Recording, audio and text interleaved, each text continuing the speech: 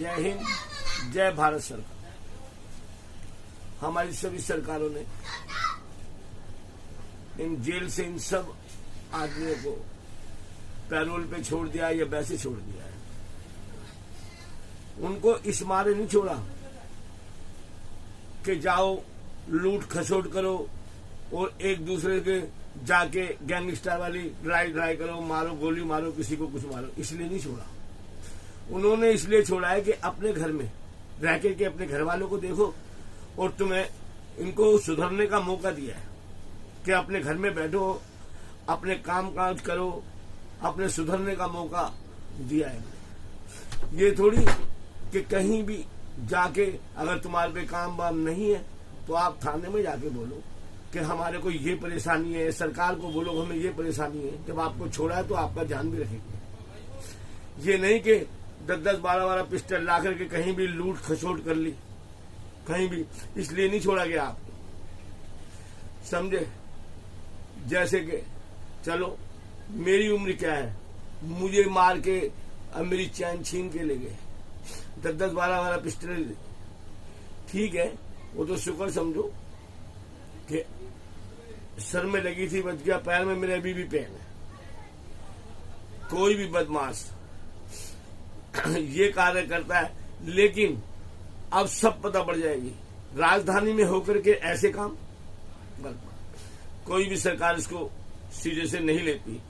तकरीबन 98% लूट खसोटी, चैन, मोबाइल, जिसके के 95% मुकदमे नहीं, कोई भी आदमी सरदर्दी नहीं लेता कि भाई रिपोर्ट कराओ, समझे। मेरे लगी, मैंने रिपोर्ट कराई, कोई बात नहीं, रिपोर्ट हुई या नहीं हुई या कराई, ये बात सही है, ठीक है। लेकिन अब राजधानी के अंदर अब कोई लूट खसोट करके दिखाए, क्योंकि गृह मंत्री आ गए हैं, वो कोरोना को तो संभालेंगे ही संभालेंगे, लेकिन इस राजधानी को भी संभालेंगे। अब कोई लूट खसोटी या कोई गोली चलाए, आपस में कोई गैंगवार करके दिखलाए, समझे। गृह मंत्री, होम मिनिस्टर साहब अब आ गए हैं, इसको भी देखेंगे। उन्होंने 15 तारीख से अपने हाथ में लिया है। अगर इतनी ही दम है गोली चलाने का, जाओ, हो जाओ, फौज के अंदर भर्ती हो जाओ, इस टाइम जरूरत भी है देश को। जाओ अपने जाकर के थाने में जाकर रिपोर्ट करो कि हम बॉर्डर जाना चाहते हैं या मिलिट्री में भर्ती होना चाहते हैं। वहां दिखलाओ ना अपनी दिलेरी में कितने पावर वाले हो आदमी, जाओ हो ना भर्ती उसके अंदर जाकर के। ये क्या कहीं भी 4 आदमी में रोड पे लूट लिया, खसोट लिया, तो होता है आपको पता है कोई भी थाना ये नहीं चाहता कि मेरे इलाके में गोली चले या कोई लूट खसोटी हो, लेकिन आप लोग उसका नाजायज फायदा उठाते हैं।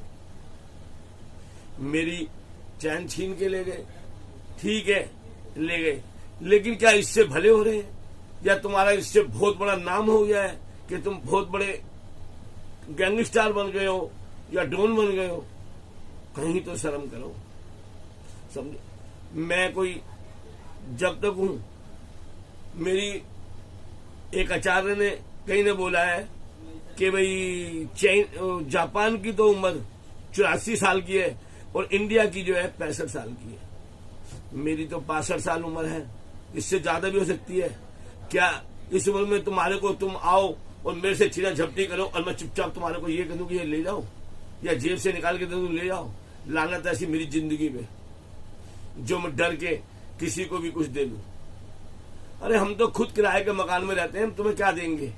अन्ना ही देंगे। जब तक रहेंगे डर के नहीं रहेंगे, चाहे कुछ भी हो जाए। जब तक रहूं डर के ना रहूं। किसी का ना हराम का खाना है ना हराम का लेना है, तो मैं कैसे दे दूं कि भी ये ले जाओ, समझे आप मेरी चैन ले गए हो। मेरी चैन ये देख लो, ऊपर वाला बेटा गंगा जल ले गई हो वाला कभी भी माफ नहीं करेगा। मेरी चैन लेके तुम्हारे पूरे जो बदमाश मेरी छीन के ले गया है, वो चैन से अपने खानदान के साथ रह ही नहीं सकता। 43 साल से संतोषी माता का व्रत रख रहा हूं। कोई इस मारे नहीं रख रहा। मैं धर्म का पंडित नहीं हूं, मैं कर्म का पंडित हूं, समझे। ये गंगा जल है। कोई भी जो मेरी चीज ले गया है और जिसने मेरी छिनवाई है, चाहे वो लेडीज है जेंट्स है, उनका नाश होने के अलावा कुछ भी नहीं होगा। ये लोग समझे। जो जानता है इस चीज को वो जानेगा। ये मत सोचो चाहे मुझे रोड पे मार जाओ, कुछ कर जाओ, मैं नहीं। मैंने मेरी चैन चाहे थाने में दे के चले आओ, कहीं भी दे के चले आओ, मेरा माथा सही हो गया तो वो तो मारी ठीक है, मेरे पैर अभी तक सही नहीं है। लेकिन मैं तुम्हारे से रिक्वेस्ट ना करिए ना करूंगा। अगर मेरे को कोई रिक्वेस्ट करनी है या कोई हेल्प मांगनी है तो मैं पुलिस के अलावा किसी से नहीं मांगूंगा। मैं पुलिस को ही सबसे बड़ा मानता हूं। पुलिस ही जो भी करना है पुलिस ने करना है।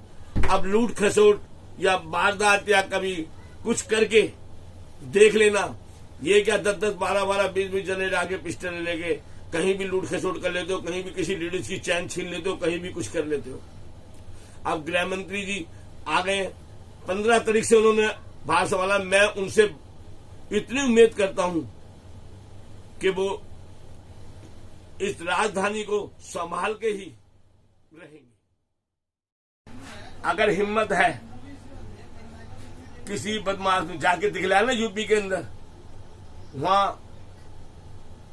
योगी जी बैठे हुए हैं, वो सीधा एक्शन ही लेते हैं। कर दी ना, अब हमको बिल्कुल खुश कर दिया। कोई बदमाशी और वो कुछ नहीं है। कोई आगे गैंगस्टर घुस के दिखाए वहां पे।